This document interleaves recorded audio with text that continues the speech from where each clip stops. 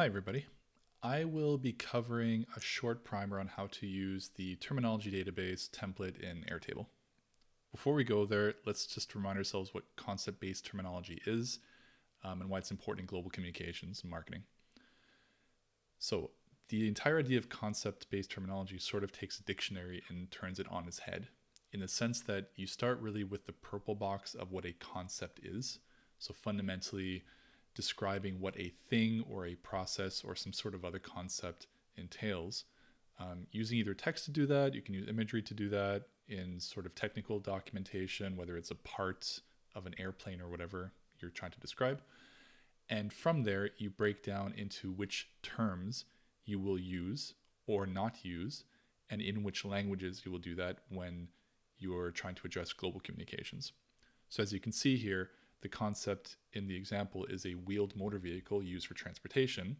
It's, of course, a picture of an automobile or car. And we break it down to the terms that we want to allow and disallow for this particular concept.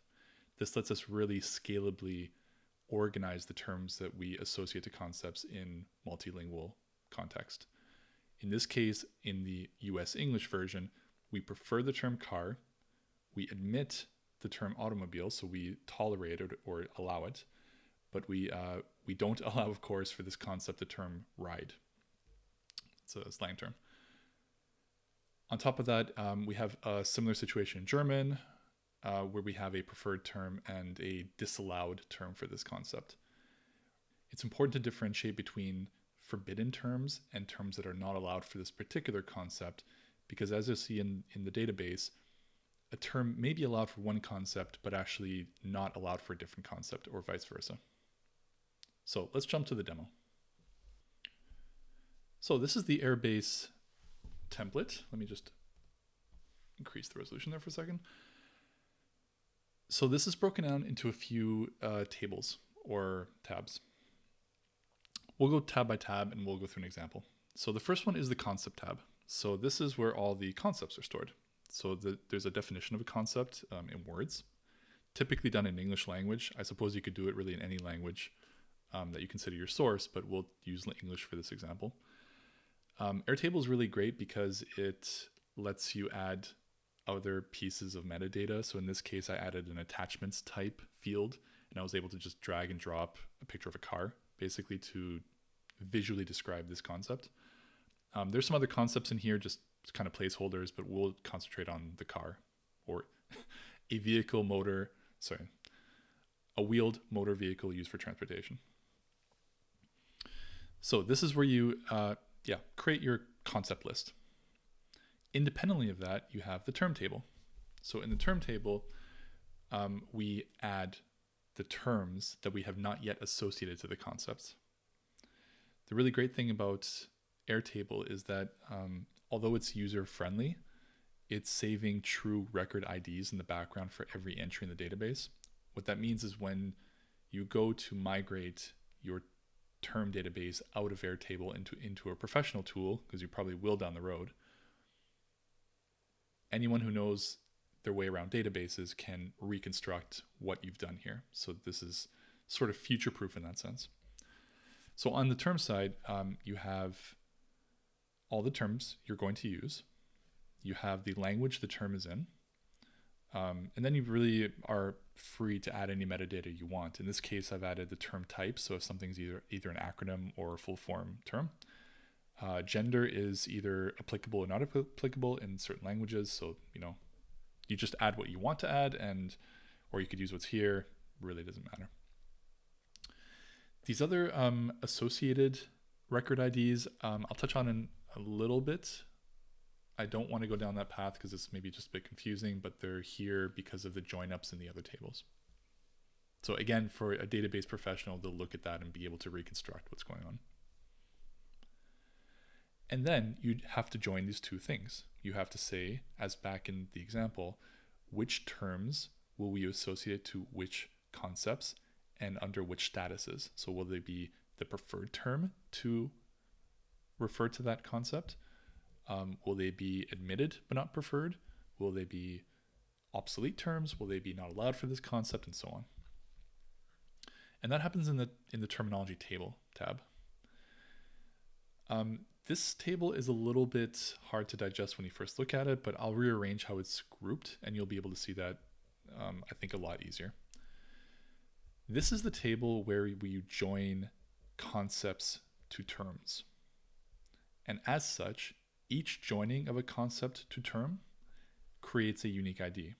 Again, for a database-minded person, they'll be able to reconstruct what you've done here. In this case, you can see that a wheeled motor vehicle used for transportation as a concept has been joined up in this record to the term car. It pulled in the associated metadata that it's English language from the term table.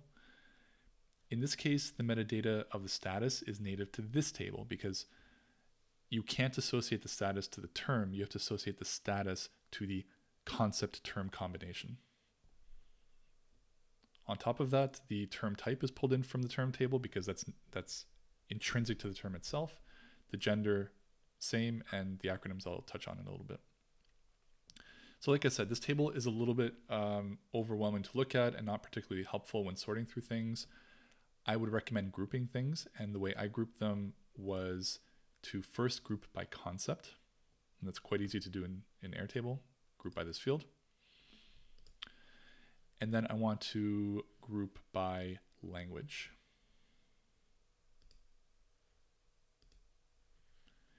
And if I open our example, you can now see that this has been organized in a very nice way.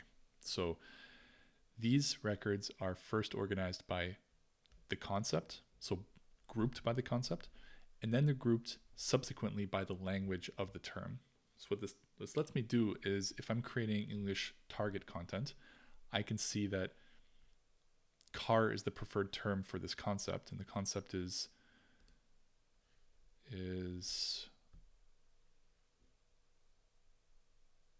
here it is.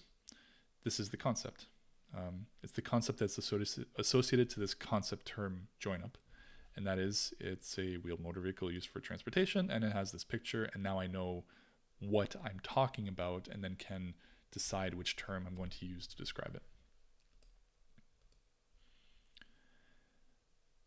This column is a bit redundant in this view because the concept is actually already specified up here, and you can open it here, and often the concepts are too long for this column anyway, so I'm going to, for simplicity, hide this column. Everything becomes a little bit less overwhelming. And yeah, so this is the view. So you can of course open all of these, you can close all of these. There's a really nice native search. So in here I can just look for car and I can find it. So yeah, it's got really nice sort of UI ease of use features out of the box, Airtable. Okay, so what we're going to do now is add automobile as a term that's associated to the concept of a wheeled motor vehicle used for transportation. That's missing here, and it was actually present in the example we started with. So let's try to do that from this view without having to jump from table to table, because I'd rather do that in this view instead of having to jump to the concept table and then jump to the term table and then join them up over here. So there's a really elegant way to do that right from this join table. So we'll click on add a record. We will tell this concept to term join up record that we want to link it to a term. The term doesn't exist though. We just said automobile is not there. So embedded in this view, there's the ability to add a new record. And you can see in this elegant little white line that it's telling me I'm creating a new record in a different table. So that's actually really convenient. So it's automobile as a term. The term is in US English. The term type is full form. The term gender is not applicable. It's in English language, and that is that. By the way, if you didn't notice, there's a nice sort of history tracking on the right-hand side that it probably would be quite difficult to export into another table, into another professional database, but it's quite elegant here, built into Airtable. And the other thing we have to do is tell this concept to term join up entry that it's associated to a concept. And the concept is a little harder to see right away. This table will certainly get longer as your database grows, but there's a really nice search capability here. So I can just type wheeled and I know that that's my concept. So you maybe saw in the background that just kind of popped into place. And the last thing we're going to do is give it a status, which is in this case not preferred. We prefer the term car for this concept, but in fact we're going to admit this term and basically tolerate it.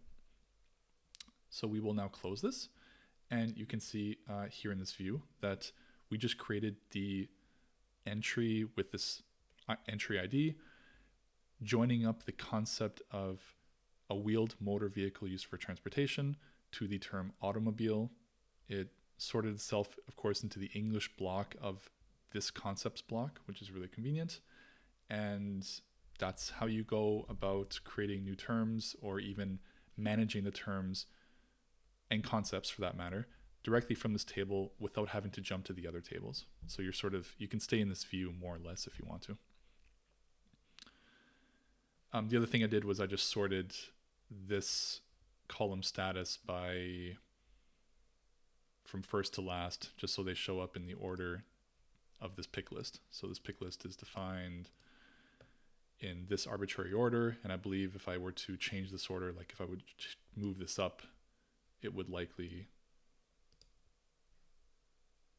resort this. So the nice thing is it's not necessarily alphabetical in the visual order that you show these terms. It can be completely arbitrary as you wish. So typically from a usability point of view, you'd want your preferred terms at the top and then a decreasing order of allowance of terms as you go down. The other kind of cool thing I built into this table is the ability to visualize an acronym to full form list. So this is something that a lot of companies have kind of floating around intranets, is like an acronym list.